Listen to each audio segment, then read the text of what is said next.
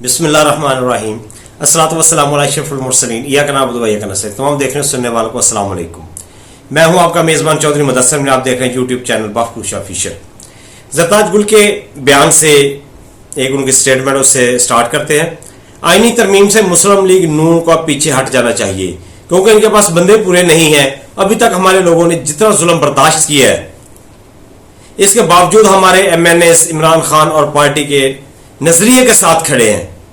ये ज़रदाद गुल साहब ने कहा। और वली खान बाबा साहब की एक बात उन्होंने एक मर्तबा कहा था कि मौलाना को यह हुनर आता है कि किसी को मालूम नहीं होता कि मौलाना किसके साथ खड़े हैं। कल इसके घर से सारे खुशगवार मूड में निकले, किसी को नाराज नहीं किया। एक बात तो कन्फर्म है कि मौलाना फजलुर रहमान काजी फायज ईसा की एक्सटेंशन के लिए वोट नहीं देने जा रहे। अब सवाल यह है कि मौलाना जुडिशियल पैकेज पेश करने से कबल इसमें अपनी मर्जी की तरमीम चाहता है या मुकम्मल जुडिशियल पैकेज की ही मुखालफत करेगा। हुकूमत ने मौलाना फजलुर रहमान के तहफ़्फ़ुज़ात दूर कर दिए। अब मौलाना आईनी तरमीम में हुकूमत का साथ देंगे, ज़राए कह रहे हैं। अगर यह तरमीम ना हुई तो ना सिर्फ हुकूमत जाएगी बल्कि इनको लाने वाले भी जाएंगे। नंबर कैसे पूरे होंगे, यह भी एक मुजज़ा है क्योंकि मौलाना के बाद भी तीन लोग और चाहिए। इन लोगों के वोट शुमार नहीं होंगे बकौल सुप्रीम कोर्ट। इन्हें 3 वोट और चाहिए। मौलाना फजलुर रहमान अगर वोट देते भी हैं तो ये वोट कहां से आएंगे, क्योंकि सुप्रीम कोर्ट ने तो इनके वोट शुमार नहीं होंगे, ये डिसीट हो जाएंगे। आज साबित होने जा रहा है कि गुलाम कौमों की किस्मत का फैसला मौलाना फजलुर रहमान जैसे लोग करते हैं। अगर इस तरमीम के बाद कोई अपने आप को आजाद कहे तो पहले 100 बार सोचे। और फजलुर रहमान साहब का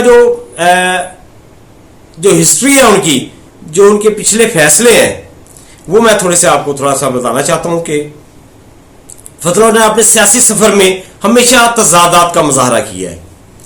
मार्शल के खिलाफ जबानी मुखालफत के बावजूद वो इत्तेहादी बन गए। अफगानिस्तान के खिलाफ अमरीकी अड्डी देने के मामले में उन्होंने बज़ाहिर खामोशी अख्तियार की और दर हकीकत अफगानिस्तान जहाद करने की तबलीग करता रहा। ड्रोन हमलों के खिलाफ था मगर इन पर दस्तखत कर दिए।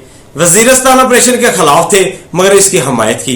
सूदी निजाम के खिलाफ थे मगर इससे लुत्फअंदोज होते रहे। करप्शन के खिलाफ थे मगर PDM की सरबराही में लूट मार में मुलव्वस हो गए। इमरान खान के खिलाफ तहरीक अदम एतमाद के खिलाफ थे मगर आपने वोट इसके खिलाफ डाल दिए। अब काजी फायज ईसा की एक्सटेंशन के मामले में PDM 2 की हुकूमत में से खुफिया सौदेबाजी की खबरें सामने आ रही हैं।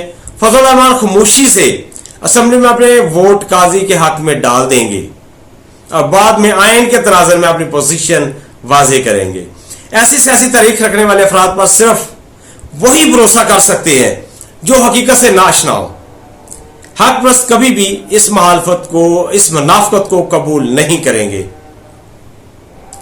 और PTI एक बड़ी स्मार्ट मूव कर रही है। PTM सुप्रीम कोर्ट में दरख्वास्त दायर करने की तैयारी कर रही है कि सेनेट नामुकम्मल है, मखसूस नशिस्तें अभी तक नहीं दी गई। ये 2 काम होने तक हर किस्म की आईनी तरमीम से रोका जाए। दूसरी तरफ अगवाशुदा मेंबरान की रहाई की दरख्वास्त और साथ ही जिन्होंने पार्टी को बयान अल्फी दिया मगर फिर भी आजाद करार दिए गए, उनके हवाले से सुप्रीम कोर्ट की डायरेक्शन मांगी जाएगी। नाजरीन, ये क्या हो रहा है? जो अवाम है, जो हम हैं, हम मिडिल क्लास लोग हैं, हम आम लोग हैं, हम गरीब लोग हैं।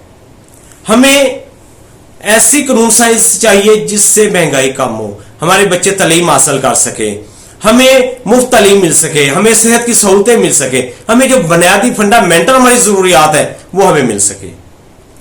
ये जो कानून साजी हो रही है, इससे गरीब आदमी को क्या फायदा है, पाकिस्तान को क्या फायदा है? ये सिर्फ और सिर्फ अपनी कुर्सी के लिए, अपनी हुकूमत के दवाम के लिए ये कानून साजी कर रहे हैं।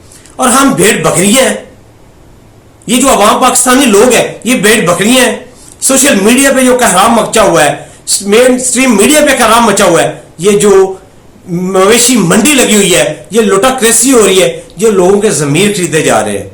ये लोगों के जमीर खरीदे जा रहे हैं। ये हम लोगों ने इनको वोट दिया है, ये कैसे अपने जमीर बेच सकते हैं? ये हमारी अमानत है उनके पास, हम गरीब लोगों की। हमने खान के लिए वोट दिया था, हमने अपने हालात बेहतर करने के लिए वोट दिया था, हमने पाकिस्तान के इस्तेहकाम के लिए वोट दिया था, ہم نے پاکستان کی ترقی کے لیے ووٹ دیا تھا, ہم نے اپنے بچوں کے مستقبل کے لیے ووٹ دیا تھا. یہ کس طرف جا رہے ہیں؟ سارے لوگ دیکھ رہے ہیں.